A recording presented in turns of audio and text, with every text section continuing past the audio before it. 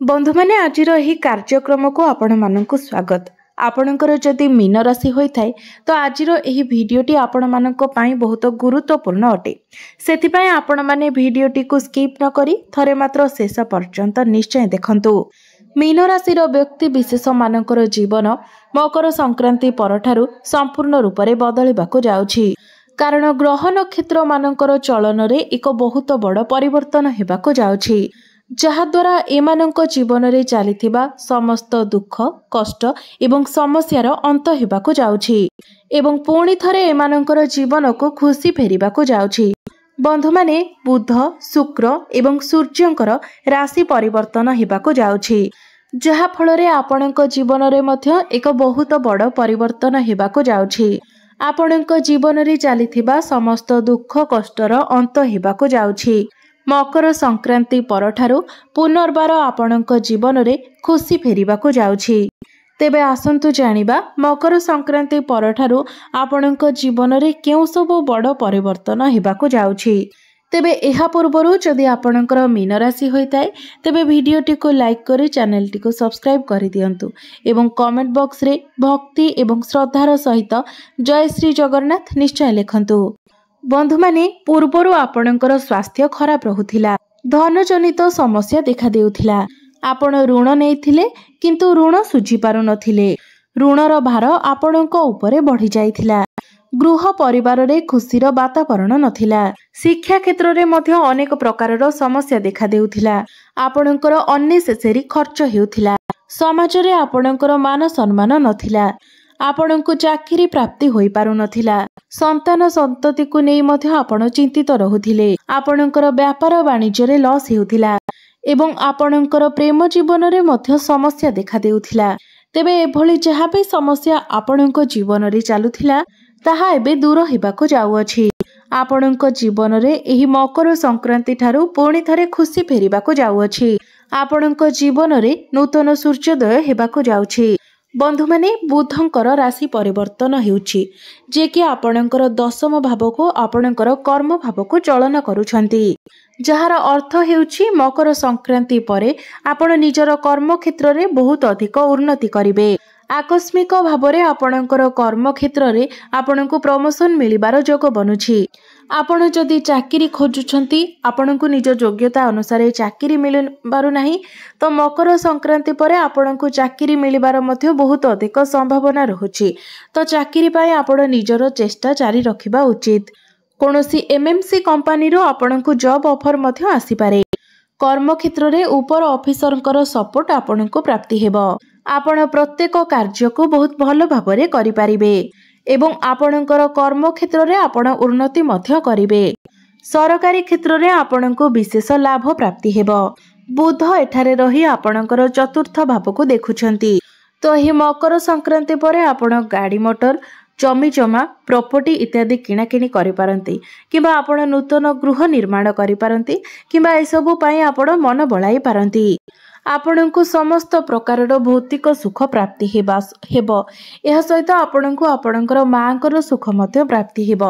आपणको मां जदि पूर्वरु कोनोसी टेंशन ने रहउतिले तो तांकर चिंता दूर हेबो एवं तांकर जदि स्वास्थ्य जनित कोनोसी समस्या थिला तेबे सेही समस्या मध्य दूर हेबो। आपणको चारि दिगरु धन प्राप्ति हेबो।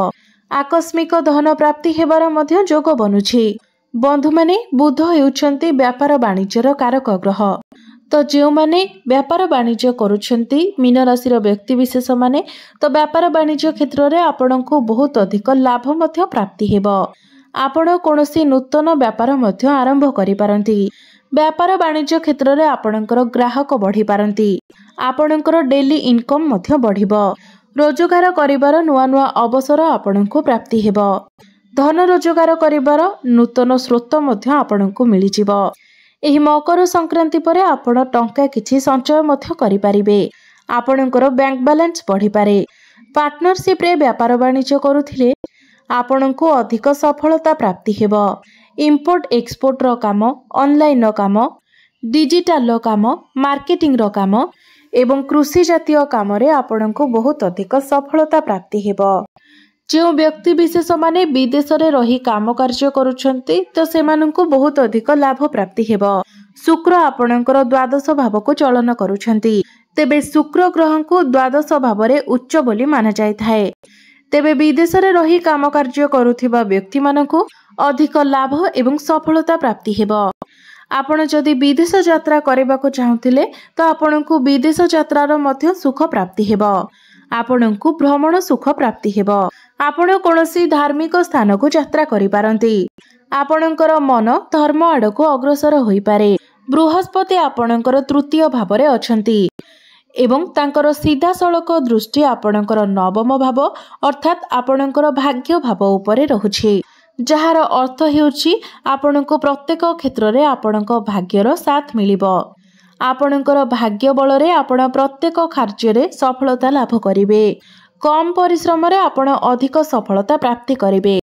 मकर संक्रांति परे आपण कोनोसी बड़ कार्यर आरंभ करि पारंती, कोनोसी बड़ इन्वेस्टमेंट करि पारंती किंबा आपणक गृह रे शुभ मांगलिक कार्यर आयोजन मध्य होई पारे। शेयर मार्केट, स्टॉक मार्केट एवं ट्रेडिंग रे कार्य करुथिबा व्यक्ति मानकु आकस्मिक लाभ प्राप्ति हेबो। पितांकर साहाय्य एवं सहयोग आपणकु प्राप्ति हेबो, जहा फल रे आपण प्रत्येक क्षेत्र रे उन्नति करिवे। एही समय आपण कोनोसी छोट मोटो जगह को यात्रा करि पारंती। मंगल आपणकर पंचम भाव रे अछंती, जहा फल रे आपणकु आपणकर प्रेम जीवन रे सफलता प्राप्ति हेबो। मात्र आपणकु आपणको क्रोध उपरे नियंत्रण रक्षा करिपार अछि, नचेत आपणको पई ही आपणकर प्रेम जीवन रे समस्या देखा देबो। आपणकर प्रेम जीवन रे जदि पूर्वरु किछि भी समस्या थिला, आपणको मध्य रे मनांतर मतांतर थिला, तो से सब समस्या मध्य आपणकर दूर होई जिवो। आपणकर भल पाइबा विवाहर रूप मध्य नै पारे। शिक्षा क्षेत्र रे मध्य आपण बहुत अधिक उन्नति करिवे। शिक्षा क्षेत्र रे विद्यार्थी मानकु बहुत अधिक सफलता मिलिबो। आपण उच्च शिक्षा करिबा पई बाहर को जाई पारंती किबा आपण विदेश रे मध्य उच्च शिक्षा करिबा को जाई पारंती। कोनोसी नूतन स्थान रे आपण एडमिशन नै पारंती।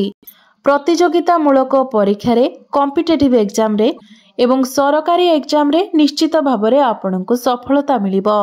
तो मकर संक्रांति परे जदि आपणकर किछि एग्जाम रहिछि तो सेथिरे आपण निश्चित भाव रे उत्तीर्ण हेबे। सूर्य आपणकर एकादश भाव रे थिबारु आपणको लाभ ही लाभ प्राप्ति हेबो। समाज रे आपणकर मान सम्मान बढ़िबो, प्रतिष्ठा बढ़िबो, आपणकर लोक संपर्क बढ़िबो। एही समय आपण बहुत लोकंक सहित मिलामिशा करि पारंती। बड़ भाई भौणी मानकर सपोर्ट आपणको प्राप्ति हेबो। आपणकर वैवाहिक जीवन रे पुणी थरे सुख फेरी आसीबो। जो दंपति माने संतानर कामना रखिथिले तो सेमानंकु संतान सुख मध्य प्राप्ति हेबो।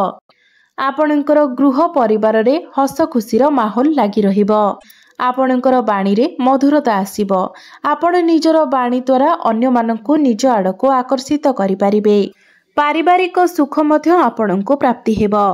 मात्र आपण निजर वैवाहिक जीवन उपरे टिके ध्यान दियंतु, कारण केतु आपणकर सप्तम भाव रे अछंती, जहा फल रे हठात करी आपणक मध्य रे मनांतर मतांतर किंबा जुक्ति तर्क देखा देई पारे, जहा आपणकर वैवाहिक जीवन को खराब करि पारे।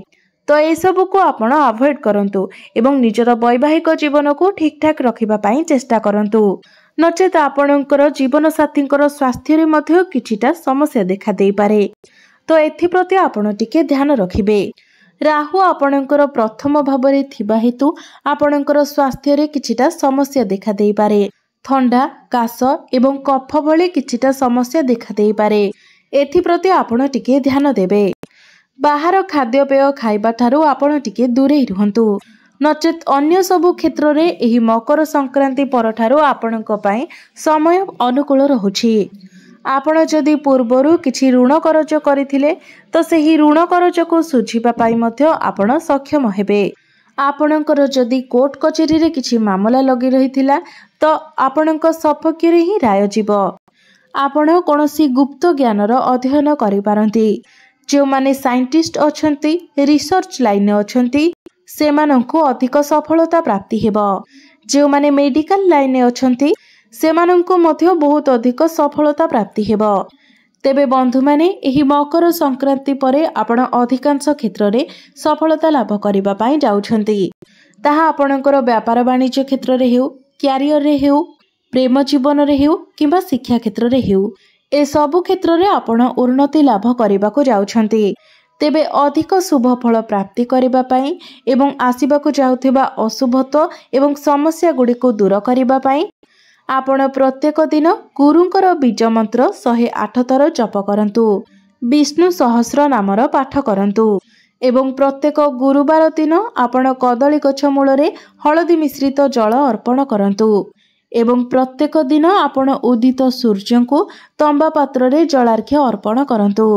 आपणको अधिक शुभ फल प्राप्ति हेबा सहित आसीबाकू जाउथिबा अशुभत्व गुड़िक मध्य दूर हेबो। तो बंधु माने आपणकर जीवन मंगलमय हेउ एहा ही ईश्वरंक निकटरे मोर प्रार्थना। धन्यवाद।